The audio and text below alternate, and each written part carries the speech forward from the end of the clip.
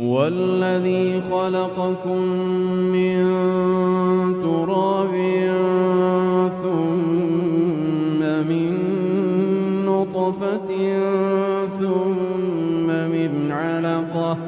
ثم من علقة ثم يخرجكم طفلا ثم لتبلغوا أشدكم ثم لتكونوا شيوخا ومنكم من يتوفى من قبل ولتبلغوا أجلا مسمى ولعلكم تعقلون